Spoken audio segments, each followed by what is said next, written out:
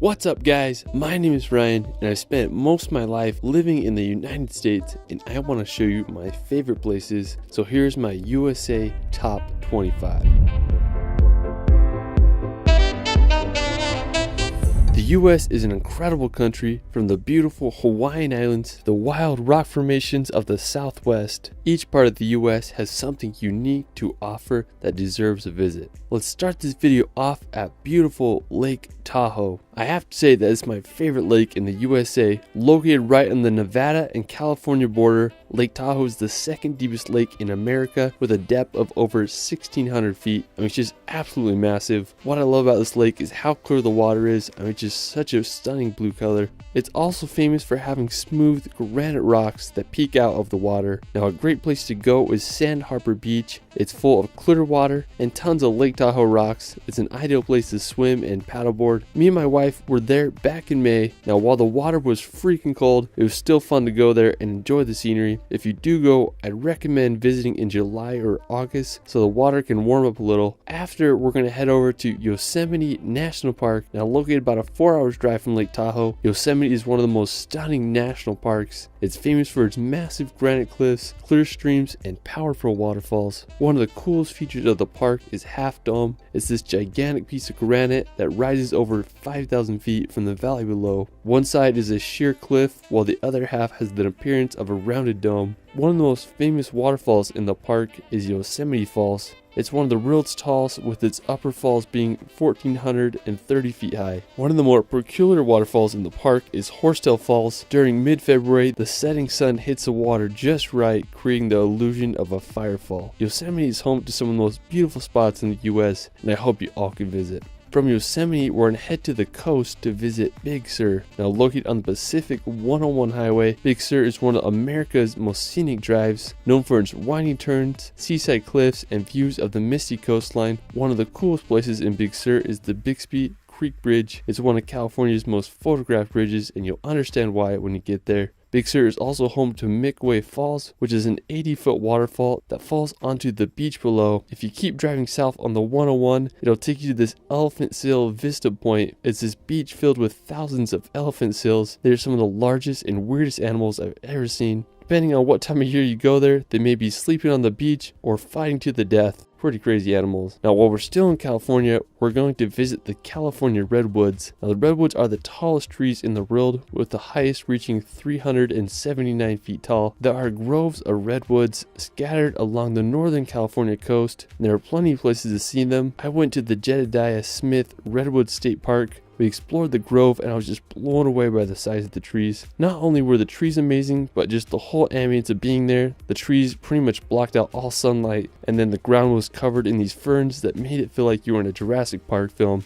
Such a magical place. Now after exploring California, we're going to make the drive up to Oregon. Now I have to say that Oregon is one of my favorite states. It's home to massive volcanoes and countless waterfalls. Me and my wife did a road trip through the state about a month ago and it was extremely enjoyable. Oregon is home to some of the best coastline in the USA. I highly recommend just driving down the 101 Coastal Highway. One of my favorite stops was this place called Meyer Beach. It had these massive rocks and we had the beach all to ourselves. Another scenic spot is the Samuel H. Boardman Scenic Corridor. It's one of the most beautiful spots on the Oregon coast in my opinion. If you keep driving up the 101, you'll reach Cannon Beach. When you think of Oregon, you might think of Cannon Beach. I remember first seeing this place on Steven Spielberg's movie The Goonies, and I've wanted to go ever since. It's famous for its Haystack Rock. It's this massive 235-foot sea stack that shoots out of the ocean. In 2013, it was listed as one of the world's 100 most beautiful places by National Geographic, and I totally understand why. It's a wonderful beach to relax or jump in the water if you can handle the cold.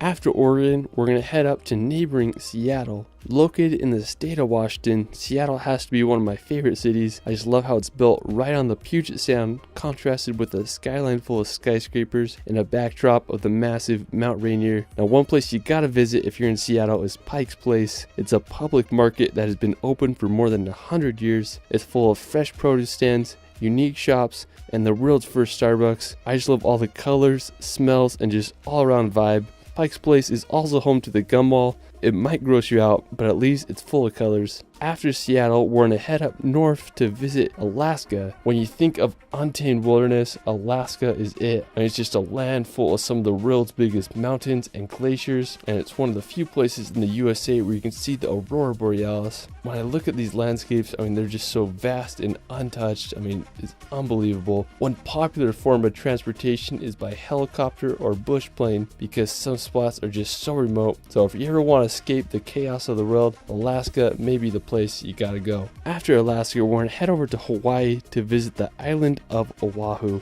All the Hawaiian Islands, I have to say Oahu is my favorite. I lived there for over 8 months on the North Shore, and it was some of the greatest times of my life. If you love hiking, surfing, or adventures, Oahu is the place for you. One of the most popular places on Oahu is Waikiki. It's a perfect combination of city and ocean. The beach is lined with high-rise hotels and shops. It is a perfect place to surf and catch some waves. Another one of the most famous places on Oahu is the North Shore. The North Shore is 17 miles of coastline that is home to some of the greatest surfing in the world. One of the most well-known beaches on the North Shore is the Banzai Pipeline. The waves are created by a super sharp and dangerous reef that causes the waves to break just right. During the winter months, some of the most popular surfing competitions are held here, and the waves can reach over 20 feet high. When there aren't crazy waves, I love swimming on the North Shore. The water is so clear and the waves are just such a fun time to swim in. While we're still in Hawaii, we're going to head over to the island of Kauai. Of all the Hawaiian islands, Kauai is the oldest, making it the most beautiful and diverse. It's nicknamed the Garden Island, and when you go there, you'll understand why. One of my favorite places is the Na Pali Coast. There are very few places in the world, if any, that match the beauty of this coastline. The Na Pali Coast is filled with sea cliffs that rise 3,000 feet from the ocean, contrasted with deep, narrow valleys that empty to the sea below. There's several ways to experience the Na Pali Coast. One of the best ways is by helicopter. Prices range from anywhere between $200 to $300 for a 50-minute tour. You'll be able to get some of the best views of Na Pali coastal cliffs and valleys. Another great way is through a boat tour. These range from 3 to 6 hours and cost upwards to $150 per person. If you're on a budget like me, there's plenty of hikes and lookout spots you can go to. One of my favorites is the Kalalua Lookout. Another amazing place to visit in Kauai is Waimea Canyon. Nicknamed the Grand Canyon of the Pacific, it's over 10 miles long and 3,000 feet deep. I just love the contrast between the red rock against the tropical vegetation. After exploring the Hawaiian Islands, we're going to head back to the continental US to visit the iconic New York City. With its massive skyscrapers, diverse cultures, and hustle and bustle atmosphere, it's a place that needs to be experienced. I was fortunate enough to live in New York for a few months, and the city lifestyle quickly grew on me. One of my favorite places in the city is the Brooklyn Bridge. The Brooklyn Bridge is one of the most photogenic places in all of New York. It's this massive bridge that connects the boroughs of Brooklyn to Manhattan. The bridge was finished in 1883 and it's become one of New York's most popular attractions. I used to love walking across the bridge and enjoying the view of Manhattan and the water below. The bridge is a great place to experience during the day, and it gets even more stunning at night because you'll be able to see the city lights. One of the most famous places in New York City is Times Square. It's one of the world's most popular tourist attractions, bringing in over 50 million people each year. It's full of thousands of lights and advertisements. I mean, there's just so much energy there. You can walk around there for hours. There are entertainers on the street and tons of other random attractions. Now, if you want a nature break from the city, you can explore Central Park. Opened in 1876, it's home to beautiful bridges, tons of walkways where you can exercise or ride a bike. I mean, just such a beautiful contrast between the hectic city life. After exploring New York, we're going to head over to the nearby region of New England, now located in the northeastern part of the US. New England is comprised of Vermont, New Hampshire, Massachusetts, Connecticut, Rhode Island, and Maine. New England is one of the most historical regions in the US. It's where the Pilgrims settled in 1620, and it's also where the Revolutionary War was born. I mean, just such a fascinating region. The most populous city in New England is Boston. Located in the state of Massachusetts, Boston is one of the oldest municipalities in the U.S., founded in 1630 by the Puritan settlers. Historical events such as the Boston Tea Party took place during the Revolutionary War here. Today, Boston is a thriving city, home to universities such as Harvard and MIT. Now, if you want to escape the city and see some nature, I suggest going to Vermont. This may be one of the best places to visit during fall. The trees turn to unbelievable red, orange, and yellow colors. Vermont is also home to historical towns such as Brattleboro. Now, another one of my favorite states in New England England is Maine. Maine is the northeasternmost point in the US as it borders Canada. It's famous for its scenic coastline filled with lighthouses and lobster shacks. One of my favorite cities in Maine is Portland. It's a charming city on Maine's coast. It was first settled in 1623 by European settlers. Today it's known for its old port district and harbor. One of the coolest places is the Portland Head Light. It's a historic lighthouse that was built all the way back in 1791, making it the oldest lighthouse in Maine. Another beautiful place in the state is the Acadia National Park. Acadia is mostly located on the Mount Desert Island. The national park is full of granite peaks, rocky coasts, and tons of beautiful trees. I have to say it's one of the most impressive national parks on the East Coast. After Maine, we're going to head to the opposite side of the country to visit the Florida Keys. So the Florida Keys are a Coral Cay archipelago located right off of southern Florida. It's basically the American version of the Bahamas. What's really impressive is that all the islands are connected by a road, making it one of the coolest drives in the US. I was out in Florida in December and I really wanted to drive all the way to the end of the Keys. When you drive on the bridges, you'll be able to see the blue Caribbean Sea. One of the most impressive ones is the 7 Mile Bridge. At the time of its construction, it was one of the longest bridges in the world. I mean, it just looks like it never ends. The final destination on the Keys takes you to the city of Key West. It's the most southern place in the continental US. We spent the sunset swimming on Fort Zachary Taylor State Park Beach, and it was just the perfect way to end the day. Alright, after Florida, we're going to head over to Wyoming to visit Yellowstone National Park. I went here a few weeks ago and it was a magical experience. Now, one of the most famous places in Yellowstone is the Grand Prismatic Spring. It's the third largest hot spring in the world with a depth of 160 feet, and from above it displays a remarkable rainbow color. You can walk on the platforms around the spring, but you'll get the best view by taking the short hike up to the Grand Prismatic Spring overlook. Another iconic spot in the park is Old Faithful. It's one of the world's most famous geysers because of its reliability. It erupts around every 90 minutes and the boiling water can reach 185 feet high. You can also make a drive out to the Upper Falls. It's one of the most powerful waterfalls I've ever seen. Another less popular but just as stunning spot is Mammoth Springs. I went there first thing in the morning and it was magical with all its mist coming off the hot spring terraces. Now, while we're still in Wyoming, we're going to head over to the nearby Grand Tetons National Park.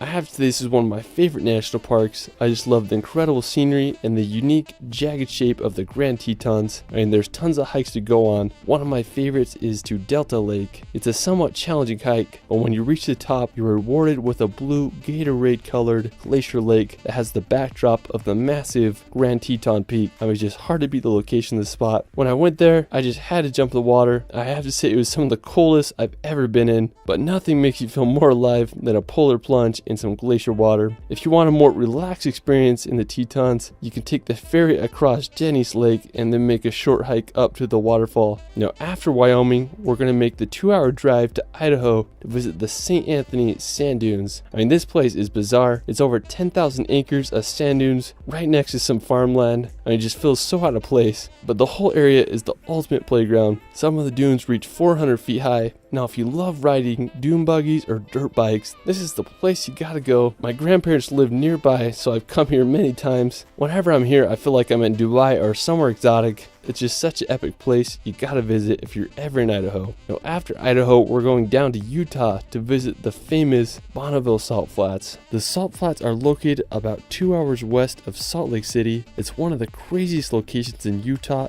and the world. It's basically 30,000 acres of mud covered in a layer of salt. There's no vegetation, so all you see is white and the surrounding mountains. The Salt Flats have been featured in many music videos and movies such as Pirates of the Caribbean. I love coming out here and just messing around on the salt, whether it's setting up a tramp on the Salt Flats or jumping over my car. Since the salt is completely flat, the world's fastest land record has been set here. If you do go, be cautious about driving on the salt because you can sink your car if the salt isn't dry. Now, when it rains, the Salt Flats become the world's largest mirror, and it's just truly a surreal place that you have to visit if you're ever in Utah. After Utah, we're going to New Mexico to visit Shiprock. Now, this may be one of the most random and unique rock structures I've ever seen. Special thanks to my friend David and Rule. for helping me out with the footage here. He has some amazing shots of Shiprock. What I think is so unique about it is the volcanic spines that lead up to the rock. From a Google Earth point of view, you can see 3 volcanic spines that all come together at the rock. I mean, I've never seen anything like it before. The rock is sacred to the Navajos. They named it the Rock with Wings. I mean, what a bizarre place. While we're still in the southwest, we're going to visit Lake Powell. Now, Lake Powell is one of the coolest man-made lakes in the world. It's a reservoir that is located in Utah and Arizona. It's been called America's Lost National Park because you feel like you're in the Grand Canyon, except it's filled up with water. Now, Lake Powell was created back in 1960. A lot of my family and friends will rent a houseboat and go boating down here for weeks during the summertime. I mean, I just can't think of a better place to go wakeboarding, and it's a mecca for cliff jumping and water sports. I mean, Lake Powell is such an incredible place, and I hope you all can visit one day. Now, a super cool spot right outside Lake Powell is Horseshoe Bend. It's this picturesque section of the Colorado River surrounded by massive cliff walls. Another really fascinating nearby attraction is Antelope Canyon. It's located just 20 minutes from Horseshoe Bend. Now, Antelope Canyon is one of the most impressive slot canyons in the world. From the outside, the area just looks like a normal desert landscape. As you descend in the slot canyon, you'll witness some of the most beautiful sculpted sandstone. The canyon was formed by flash floods and thousands of years of erosion. Now, for our last destination, we're going back to Utah to visit Zion National Park. Now, Zion is just out of this world. Pictures and videos don't do it justice. It's home to steep red rock cliffs that are thousands of feet high. One of my favorite and most famous places in Zion is the hike to Angel's Landing. It's about a 5-mile round-trip hike that's famous for its sketchy chain trail. We crossed the bridge over the Virgin River and headed up the trail. We hiked up some steep switchbacks until we reached the top. Angel's Landing is famous for its 1,000-foot drop-offs and chains that lead the way. I did the hike in the winter, so it was icy at times. I bought my 360 camera so I could get every possible angle of the trail. I was able to reach the top and the view just blew my mind.